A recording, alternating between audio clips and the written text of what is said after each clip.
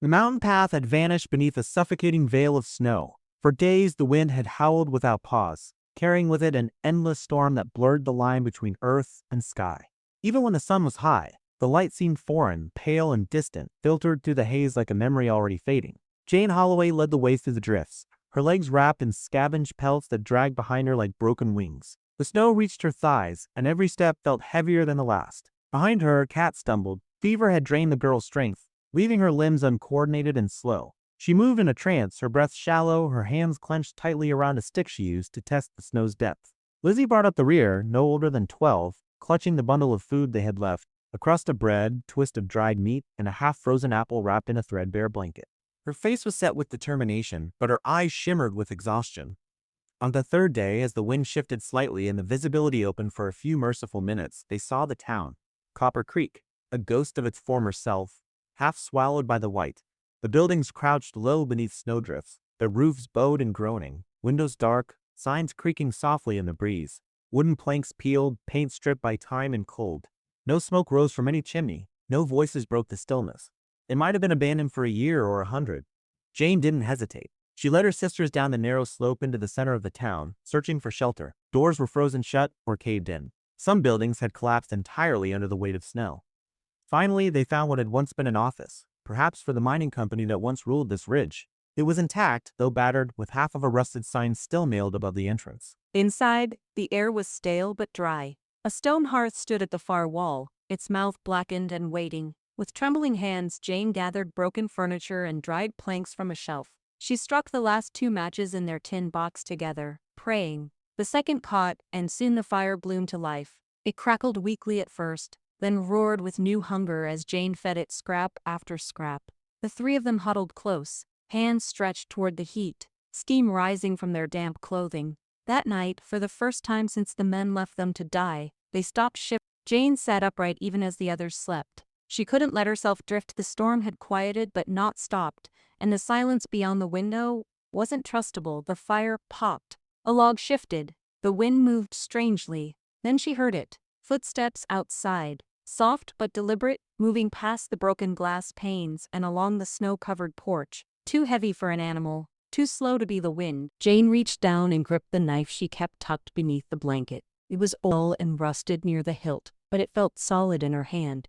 She stayed still, eyes fixed on the door, heart hammering against her ribs. The steps paused just outside the window. No knock, no voice, only silence. She waited. The fire crackled louder as if trying to drown the tension. The footsteps resumed, fading into the distance, swallowed by the storm. When morning came, Jane stepped outside. Snow blanketed everything, smooth and untouched, but just at the edge of the porch the drift was broken. No tracks led in, no molden away, yet something, or someone, had passed. She scanned the empty street. The buildings were just as lifeless. The wind carried nothing but its usual moan. She turned back into the shelter and closed the door behind her, sliding a broken chair against it as a makeshift bar. Basically be follows our any 5 pinches, and he be different anded rum neighbors, and morning is fate as what is white at the life of blah. But that night, she kept the knife close and her eyes on the flames long after her sisters had fallen asleep.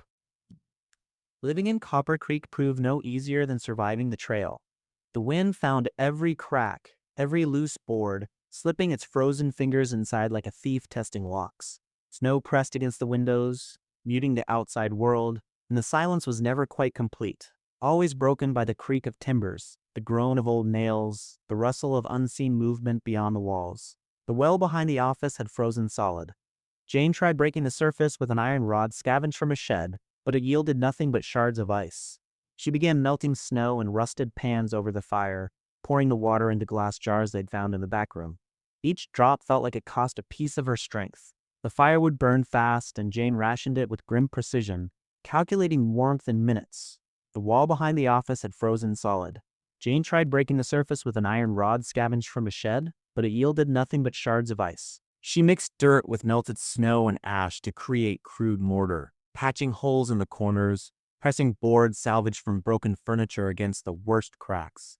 Every improvement came at a cost. Splinters in her palms, bloodied fingers, sleep she could not afford to lose. Kat was still weak, but no longer fevered. She spent hours curled near the fire, coughing less than before. One day, digging through the clutter of an old supply chest in what might once have been the foreman's quarters, she found a folded map. Yellowed, brittle, scrawled with faded ink. A few landmarks were marked mine shafts, hunting trails, the river bend. But there, tucked into the margin near a sketched ridge, was something else. A mark with the symbol of a circle and 3 lines. One of the old signs. Their father had once shown it to her. It marked the camp of the Paiute. The thought brought a stillness Jane hadn't felt in days. The Paiutes had lived on this land long before the mine came, before settlers brought axes and fences. Their father had spoken of them with respect. He had traded once, brought them tobacco, flour, sometimes tools. He had taught Jane that kindness did not need permission to matter. That night, while the wind scraped against the shutters, a sound broke the rhythm. Jane froze. Not footsteps, not a voice, just a thud near the door. She waited, knife in hand, heart pounding in her throat. Minutes passed. Nothing followed. When morning came, she opened the door slowly. There, resting on a piece of woven bark, was a bundle of dry branches tied with sinew. Next to it, a tightly wrapped pouch that smelled faintly of smoked meat. There were no tracks in the snow, no sign of how it arrived. She said nothing to the girls, only used the wood for the fire and divided the meat carefully between them. The next day brought more. A bundle of dried herbs with a strip of cloth bearing symbols she didn't know. The herbs smelled strong, almost bitter. When brewed, they soothed Kat's cough. A week later, an entire bison hide blanket appeared, folded up the steps as if dropped by a wind that knew where to land. Jane began staying awake longer each night, wrapped in her coat, sitting by the boarded window, her breath misting in the cold. She wanted to see the one who came. She needed to. Not for thanks, but to understand. The snow fell steadily for nights without pause. Then the clouds broke, and the moon rose full, spilling its pale light over the hollowed town. Shadows stretched and shifted. Jane stood at the doorway, the knife hidden beneath her shawl, her eyes fixed on the edge of the clearing where the forest began. He appeared just past midnight, a tall figure cloaked in a heavy hide, his silhouette sharp against the white, unmoving Asitra shawl, her eyes fixed on the edge of the clearing where the forest began. He appeared just past midnight, a tall figure cloaked in a heavy hide, his silhouette sharp against the right symbol of Jamasineth Peeble to the logical Jan. The sayings of Jama over 16 force at the Erbisen meaning what all lies in town, where quainting to the berries of the big points of views, am disappearing painful the faces. So a mostly like so much other each of the ath. A bundle of dried herbs with a strip of cloth bearing symbols she didn't know. The herbs smelled strong, almost bitter. When brewed, they soothed Kat's cough. A week later, an entire bison hide blanket appeared, folded at the steps as if dropped by a wind that knew where to land.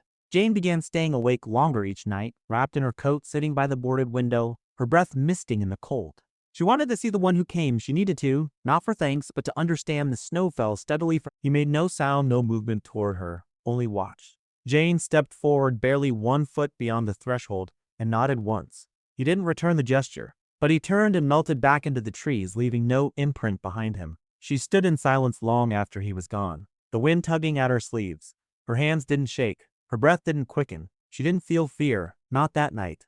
From that point on, the nights no longer carried dread. They carried promise, of help, of quiet company in the shadows, of something, someone, that refused to let them die alone. The wind carried the grit of the Dakota plains in heavy sighs, brushing over the broken wagon like it meant to bury it. The sun had not yet risen, but the sky had begun to bleed a pale gray over the jagged ridges of the Black Hills, distant and unmoved. Sarah Lowry stood beside the fractured axle, her fingers trembling as she pulled her threadbare shawl tighter around her shoulders. The infant strapped to her chest stirred faintly, letting out a breathless whimper that barely rose above the sound of the wind. Her other hand clutched Emily's, the 9-year-old staring down the empty trail with wide, unblinking eyes. 3 days earlier, they had been part of a caravan, 3 wagons, 2 families, a shared dream of reaching the river before the snow came down heavy. But dreams didn't survive on broken wheels and dead horses. First one mare went lame, then the others collapsed under the strain of the rocky climb.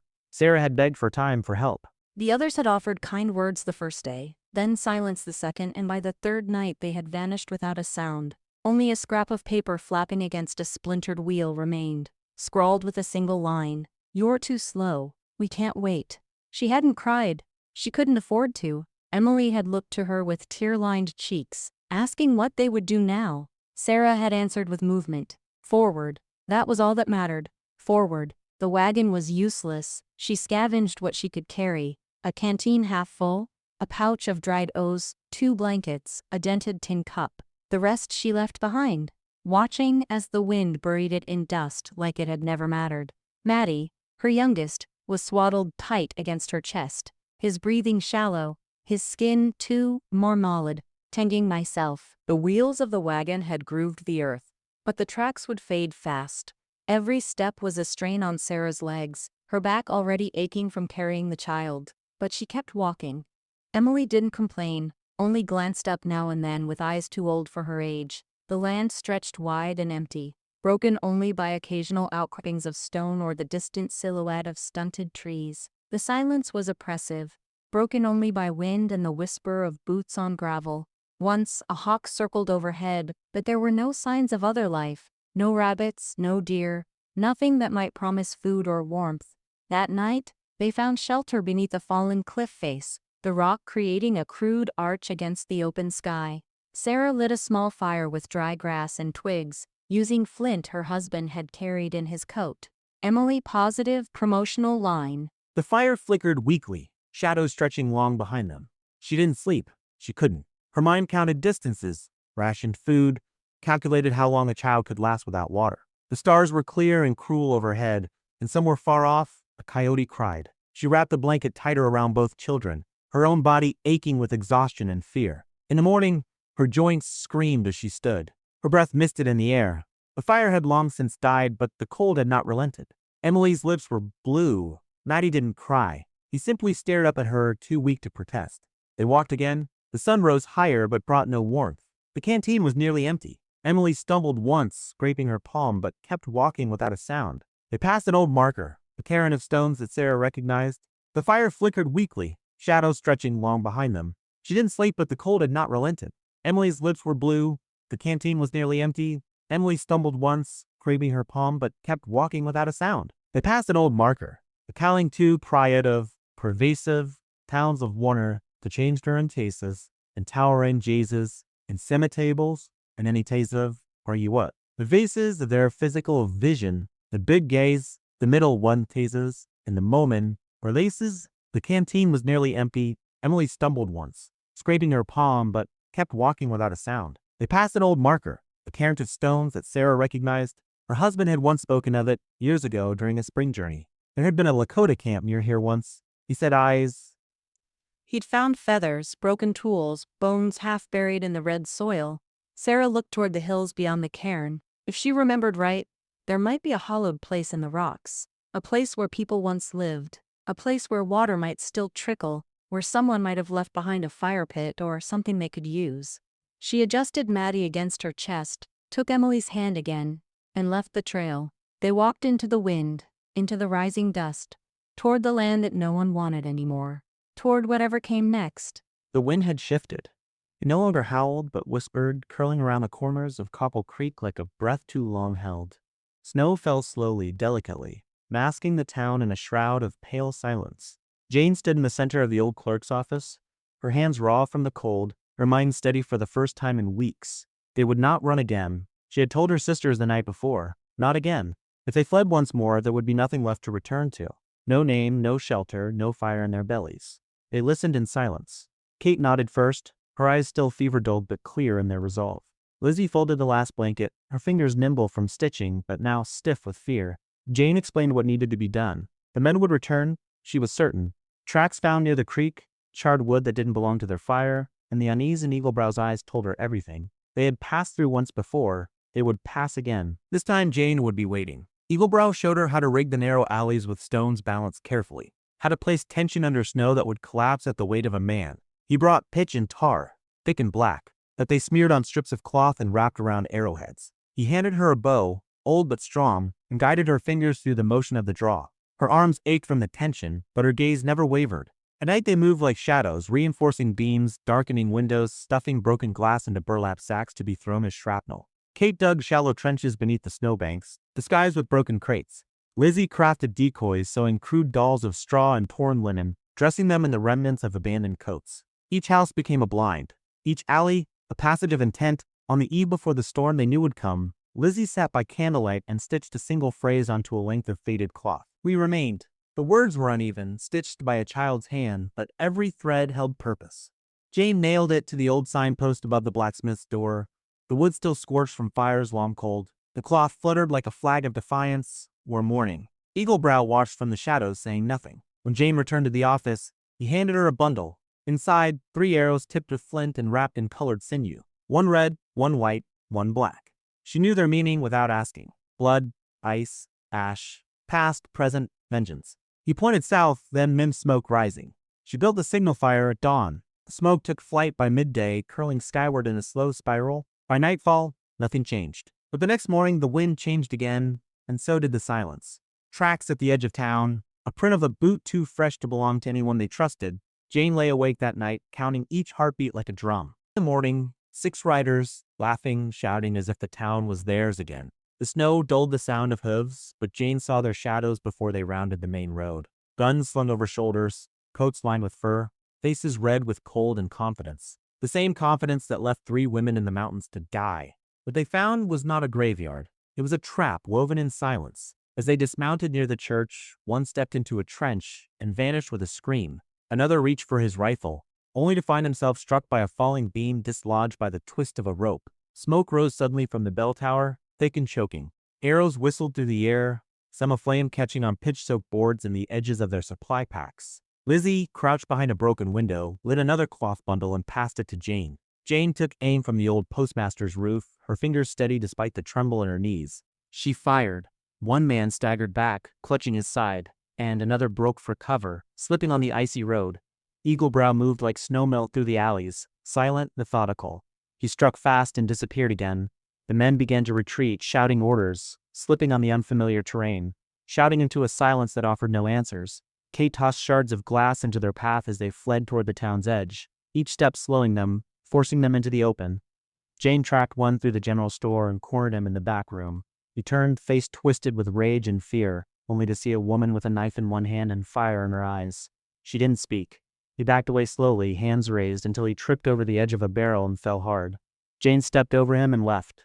She did not need to kill him. The fear was enough. By sunset, the snow was red in places. 3 men dead. One missed staggered back, clutching his side, and another broke for cover, slipping on the icy road. Eaglebrow moved like snowmelt through the alleys, silent, methodical. He struck fast and disappeared again. The men began to retreat, shouting orders, slipping on the unfamiliar terrain, shouting into a silence that offered no answers. Kate tossed shards of glass into their path as they fled toward the town's edge, each take-toss stating, "The Delia woman." He chain-tracked one to the general store and cornered him in the back room. He turned face twisted with rage and fear, only to see a woman with a knife in one hand and fire in her eyes. She didn't speak. He backed away slowly, hands raised until he tripped over the edge of a barrel and fell hard. Jane stepped over him and left. She did not need to kill him. The fear was enough. By sunset, the snow was red in places.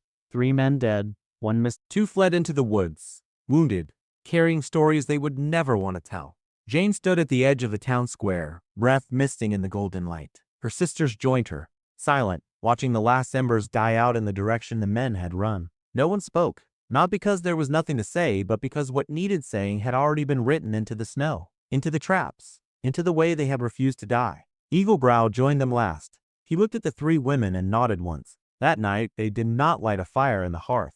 They lit one in the center of town, a beacon, a warning, a promise. The men entered Copper Creek at first light, unaware that each step forward would echo back with consequence. The town, cloaked in silence and frost, seemed abandoned, its doors hanging loose, snow drifting between collapsed buildings. But it was a silence built with intent, threaded with trap lines and smoke-slicked branches. They moved in loosely, arrogant and loud, their boots crunching frostbitten wood, unaware of the ground beneath them. The first man disappeared without a cry, his foot catching a carefully placed wire between 2 barrels. The snap of the trap was swallowed by snow, and only the sudden emptiness where he had been gave it away. A thud echoed from the alley, then silence again. The second, the trap was swallowed by snow, and only the sudden emptiness where he had been gave it away. A thud echoed from the alley, then silence again. The second, stumbling across a broken boardwalk, crashed through rotted wood into the basement below. The freezing water below consumed him instantly. His shouts muffled as boards shifted above, a scream, then churning, then stillness. The others froze, eyes darting, guns raised to 30, as well as wired between 2 barrels. The snap of the trap was swallowed by snow. A round that each step forward would echo back with consequence. The town, cloaked in silence and frost, seemed abandoned, its doors hanging loose, snow drifting between collapsed buildings. But it was a silence built with intent. threaded with trap lines and smoke-slick branches. They moved in loosely, arrogant and loud, their boots crunching frost-bitten wood, and often says the crap rise of the bopiles for those them days than awesome temperatures. The same there where we getted to the basement below. The freezing water below consumed him instantly. The shouts muffled as board shifted above. A scream then churning, then stillness. The others froze, eyes darting, guns raised, and boardwalk. But the smoke came before sound. A small shed, soaked in pine sap and oil, erupted in flame behind them. Black smoke rolled low and thick, choking the narrow street, turning light into shadow. Their formation broke. One ran, disappearing into the fog. Another knelt, coughing, eyes wide. Jane stepped into the street from the side of the old general store, her shape sharpened by flame and frost. She wore a man's oilskin coat, wide enough to hide the layers beneath. A longbow hung in her hand, arrow already drawn. She did not shout. She did not flinch. She loosed the first arrow before the smoke parted. The shaft caught the third man in the side of the neck.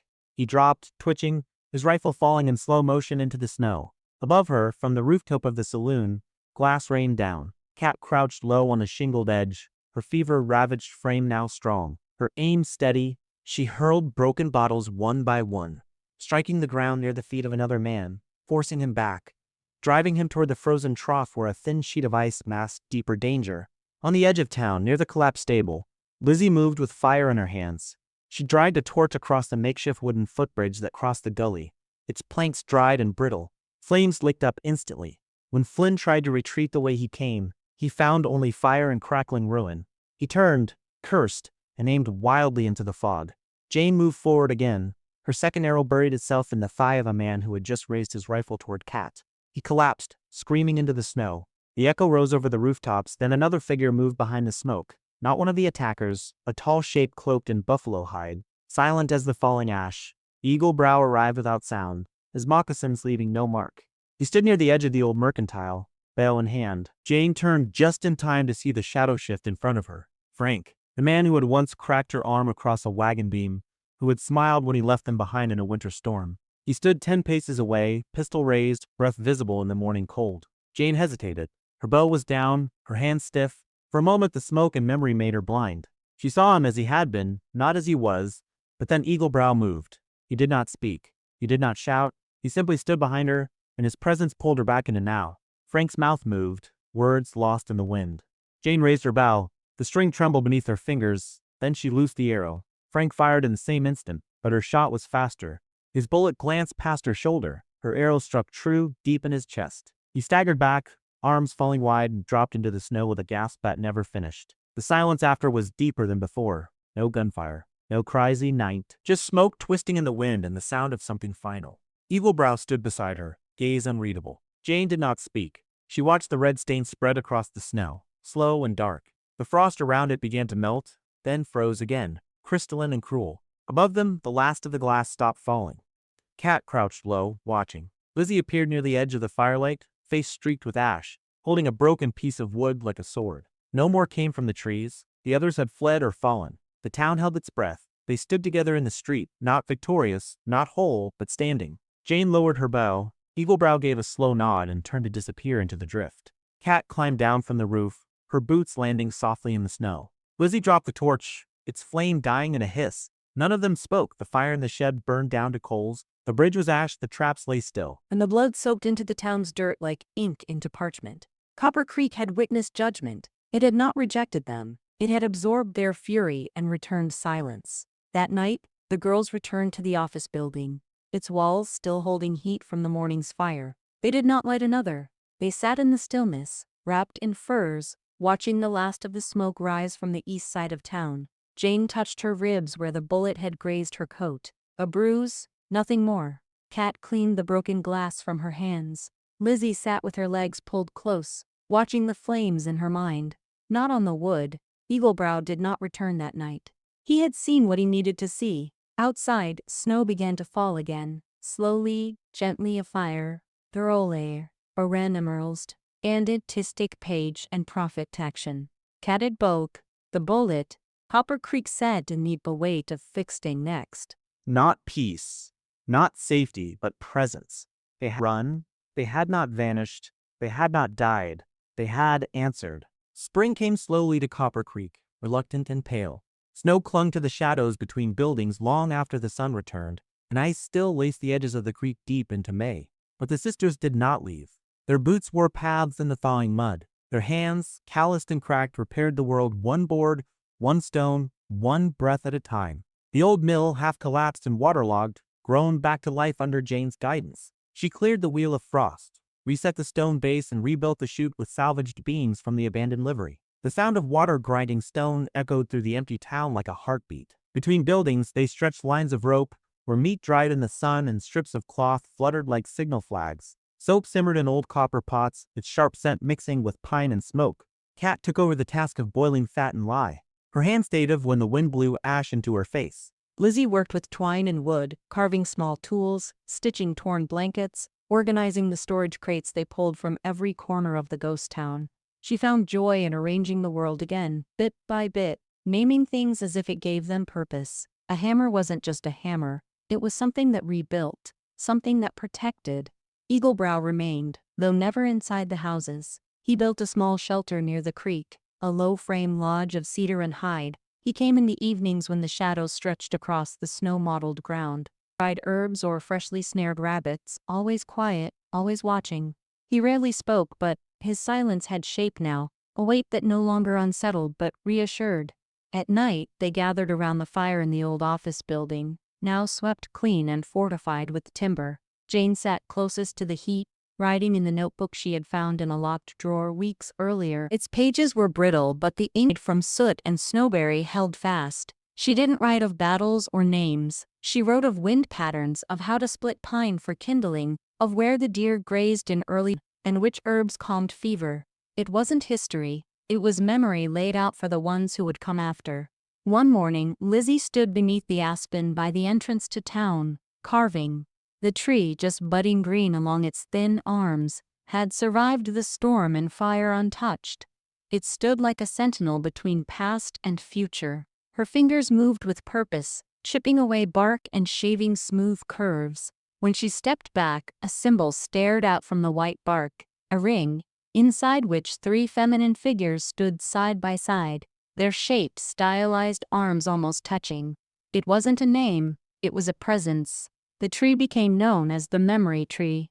They passed it every day, and every time the symbol was a reminder, not of pain, but I understand, but like. Kat spent her mornings with bow in hand.